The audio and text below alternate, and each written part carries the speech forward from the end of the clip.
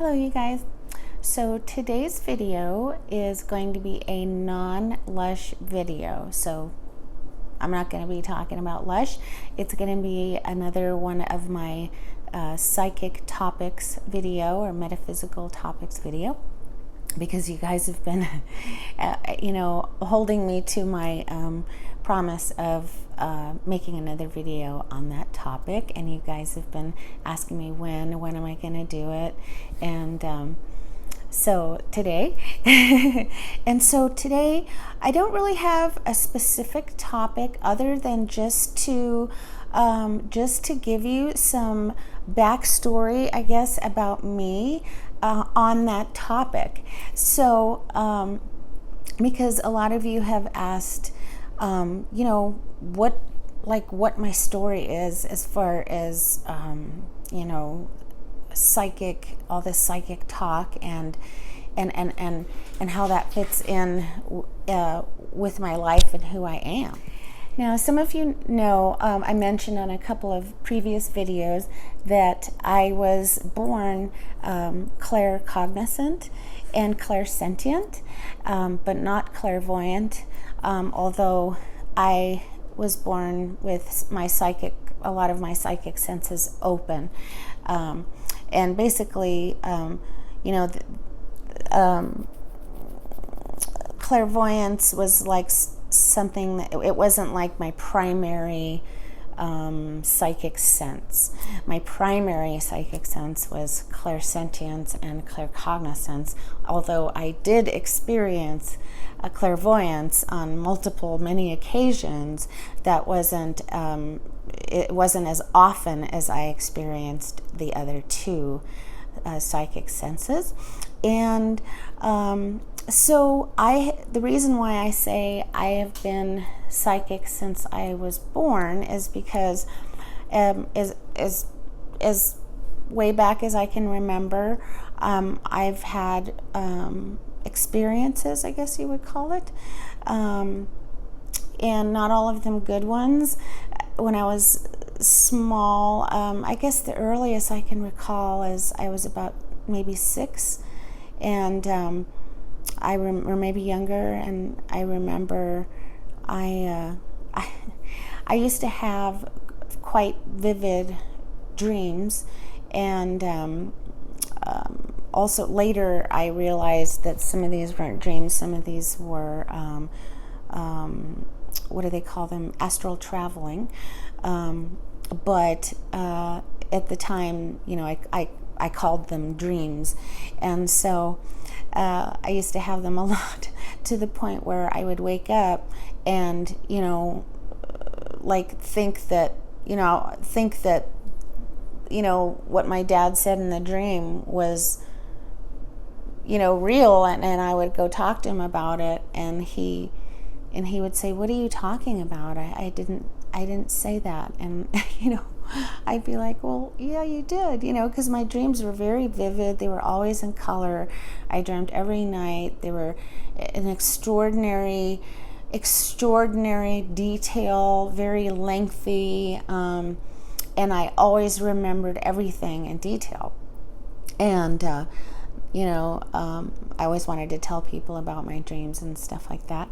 And then in addition to the dreams and stuff, I would also have experiences here and there of what you would call, what is the term?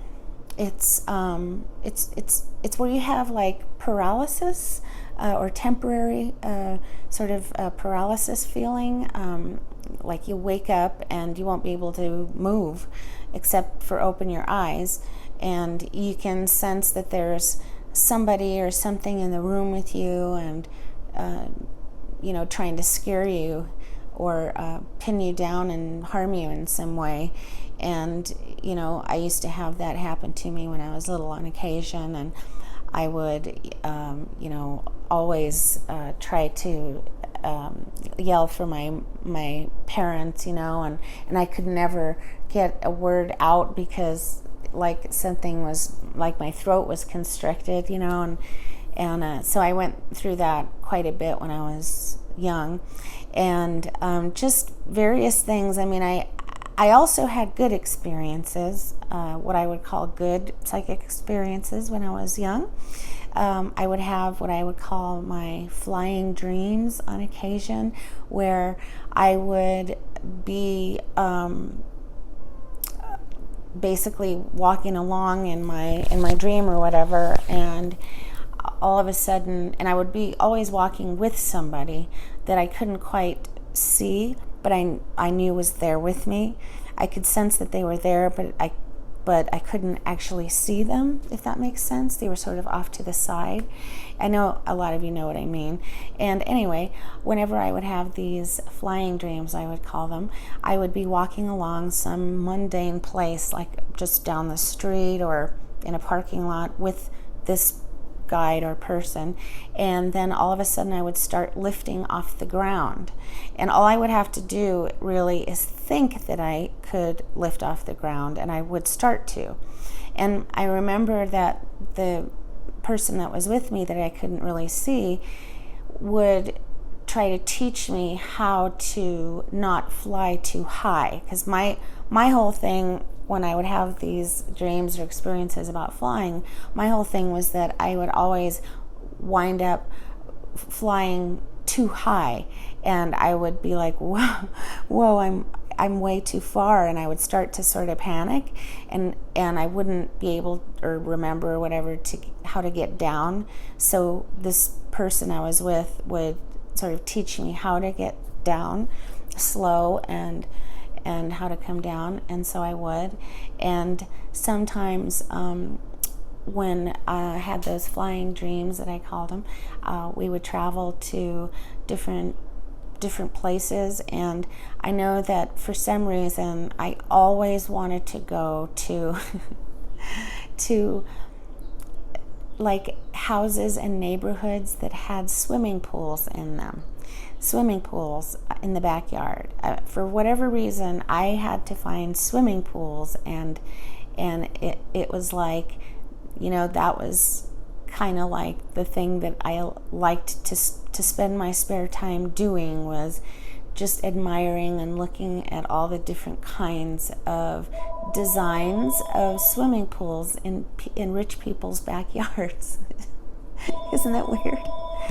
Hold on. And so all along, I've always had just extreme vivid dreams, and I would tell people about them. I would write in journals about them, and I always enjoyed that part of my life, was the vivid and incredible stories and dreams and things that I would like scenarios I would run across in my dreams, and people I would meet in my dreams and whatnot. And then so I would have good and bad experiences when I was younger. And then about the time that I had my kids, now I had my kids later in life, when I was 36 or 37, and about that time I stopped having such vivid dreams and different things like that. And so basically, to make a long story short, I started out very psychic, and then as I got older, I sort of turned that off because it was becoming too much for me, and I asked to please make me stop dreaming, and please can I not see or anything anymore, because it got to where I would have these dreams of disasters and stuff happening all the time, and I would wake up so shaken, and it would be every single morning. I would wake up from some disaster so shaken, and like really physically shaken and emotionally shaken. It would be so real, my experience in my dream, living through these disasters and seeing all these people, like earthquake scenarios and seeing people and places and things just crumble around. And, I'd wake up and I'd just be totally shaken. And,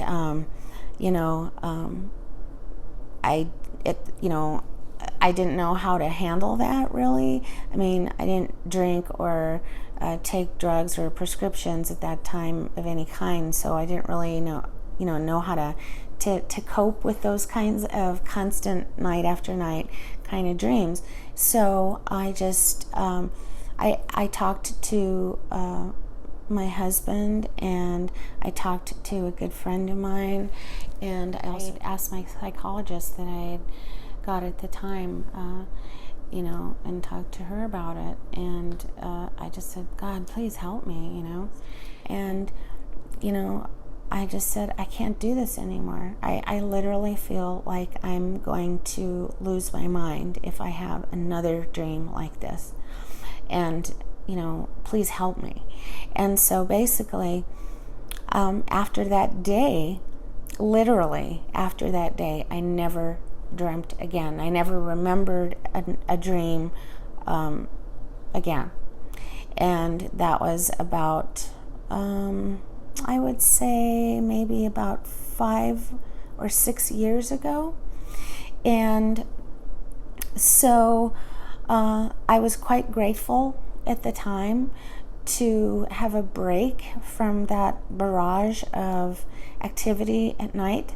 And, I didn't understand it, and I didn't, it was quite upsetting to me to be put in these, I felt to be in these scenarios where it was what I call a no-win situation scenarios, where I felt like, I would always, when I was dreaming, I'd always wind up in these no-win situation scenarios where sometimes I would be in these scenarios where I would be lost and I would have to get back home. And once I would start to go home, everything possible that could happen would happen to keep me from getting there.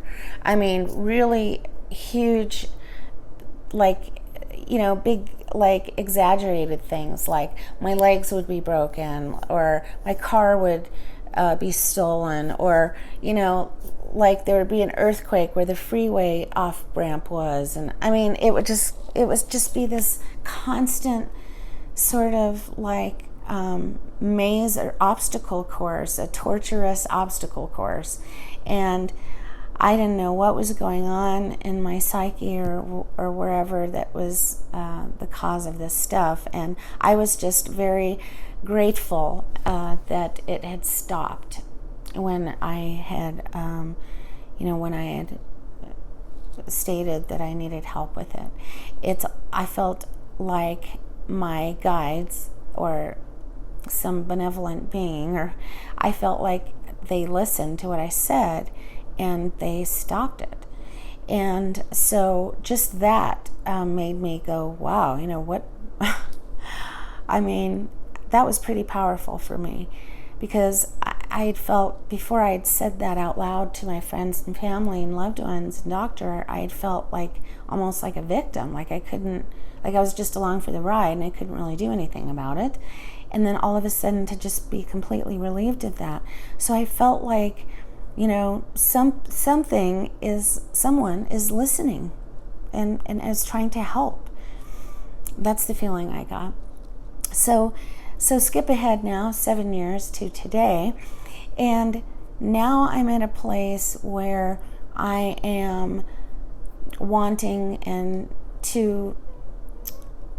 now I realize what these scenarios and situations and dreams were.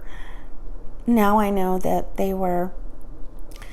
some of them were psychic, some of them were just plain dreams, and some of them were probably psychic experiences, and I feel they were, some of them, and some of them were probably astral travel, which I was convinced I couldn't do.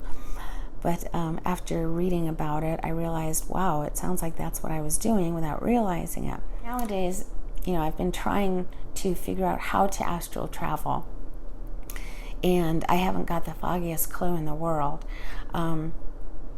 people have been trying to get me to how to astral travel, and I mean, I'm just at a loss.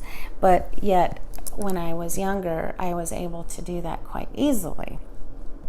So I think it's funny how I've come full circle from being very psychic to being closed off completely and wanting to be open.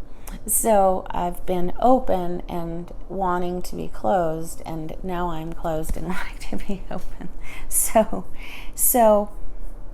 now that I am understanding what's going on, that's why I'm starting to open my third eye again and sort of focus my energy in that direction again.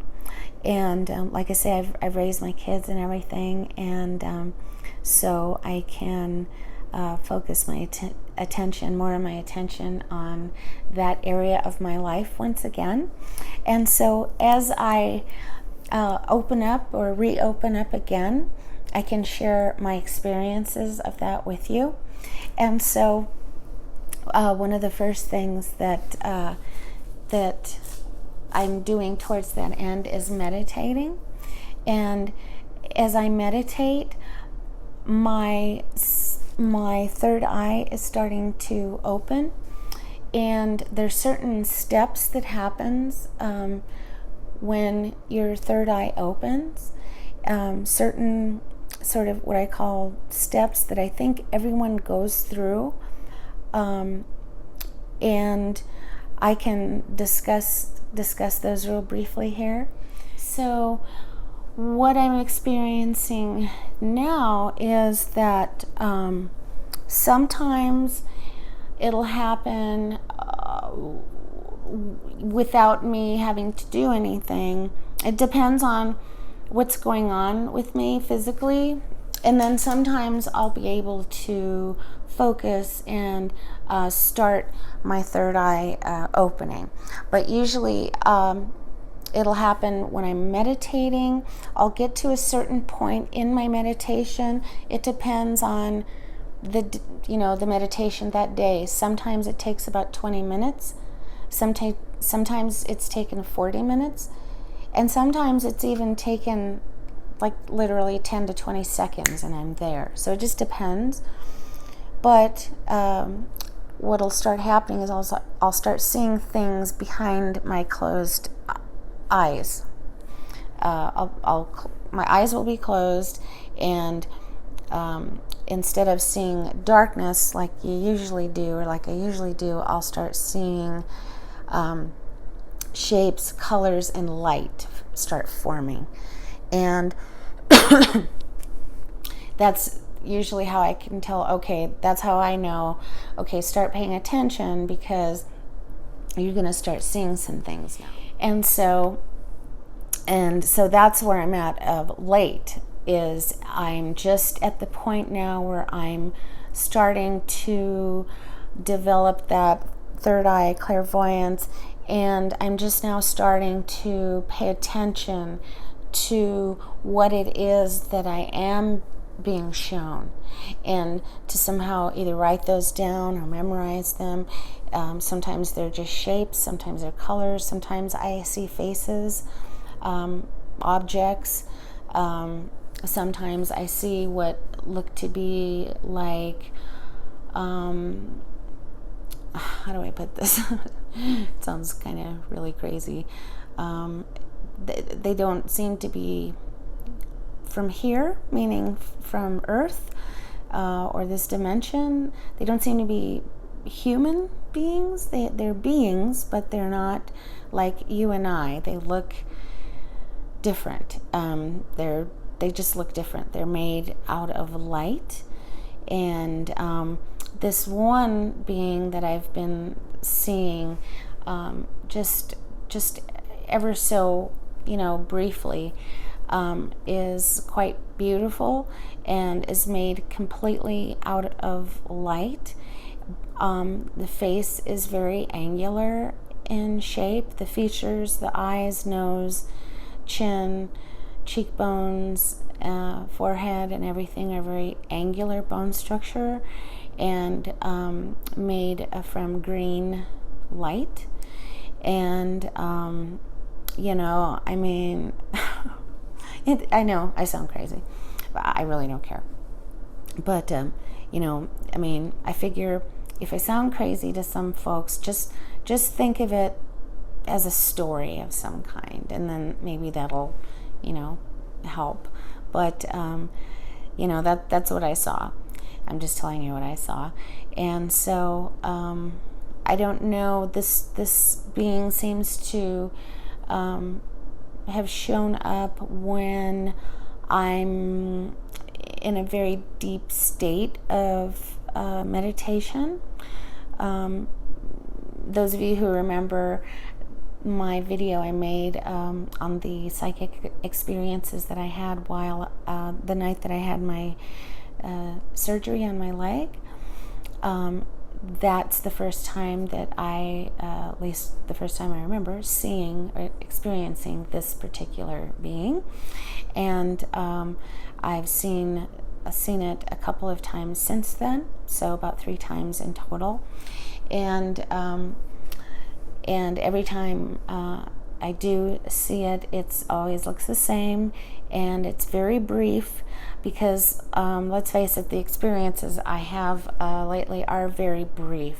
Anyway, so I always have my protection up, and I've got rock solid protective energy around me at all times.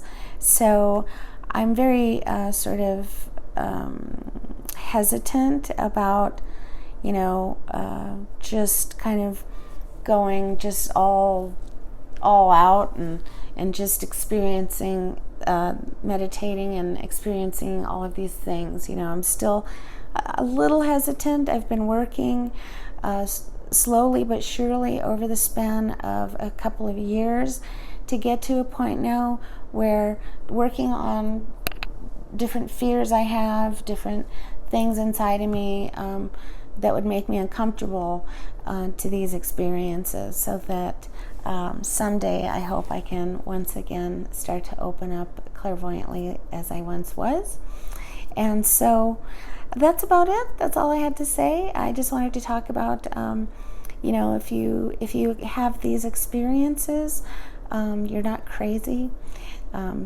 Some people might call you crazy, but you're not, and you're just have certain senses are a little bit developed in certain areas, and so not to worry. And so anyway, thanks for watching and listening to me, and we'll talk to you soon on my next video. So hit that subscribe button if you want to be notified the next time I upload. And thanks for watching, and we'll talk to you on the next video. Bye-bye.